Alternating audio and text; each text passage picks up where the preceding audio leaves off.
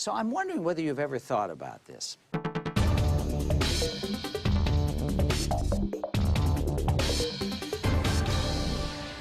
Welcome to this edition of the WCBS Conversation. I'm Ray Hoffman, host of CEO Radio. We're here in the Adorama Live Theater.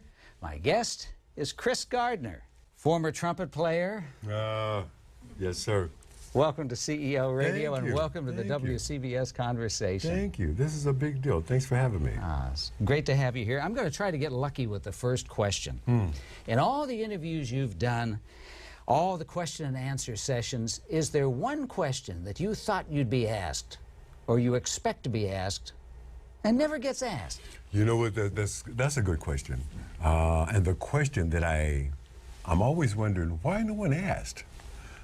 The question is, what are you afraid of? No one ever asked that question. Fabulous question. And my answer is simple. I'm afraid of disappointing the angel that sits on my shoulder. And my guest is Tony Robbins. Nothing more need be said. Nice to meet you, Ray. Thanks for having me on. When Ray Dalio, in particular, made the point that you really need to be listening to contra opinions. Yes, you really did your homework. I'm impressed. I read your book. Yeah, It's called Unshakable. Most people don't. They just interview you. I'm impressed. Anyway, when Ray Dalio, Yes. he lives right up the road from me, but he never he's calls really- me.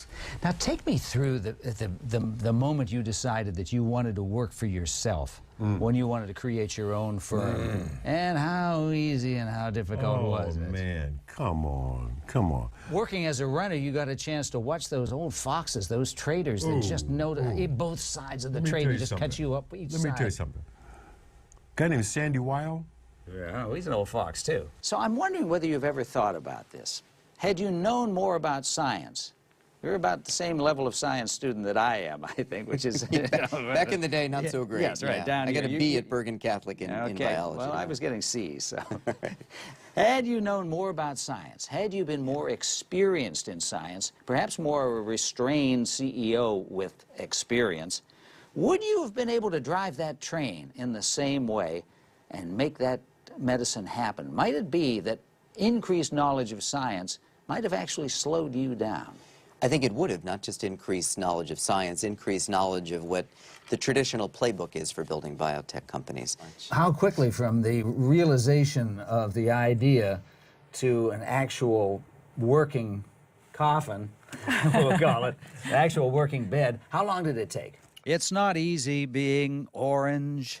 I mean, I'm bathed in this orange light, and it's actually any number of other. If you get in really close, you'll see, as you know, Steve, that there's a kind of a bluish light in here and an orangish light and then a darker orange light, and there's probably another one that I'm not even noticing here. This is the bed, the $65,000 bed that I won't be putting in my guest room anytime soon.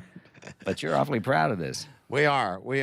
5 years in the making, 3 years with the FDA. And so it has 2 different wavelengths of red and 2 different wavelengths of infrared. And so if I say Megan Crowley is about to begin her sophomore year at Notre Dame, how do you finish that sentence? And we couldn't be more proud.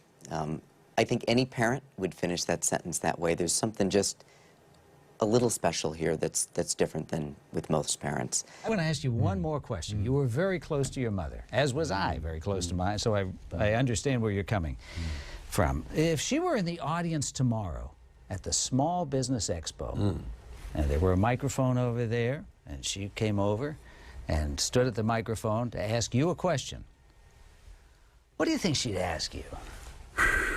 Man. I don't know what she would ask, but I know what she would say. She would say, boy, you on such a roll, you need some butter.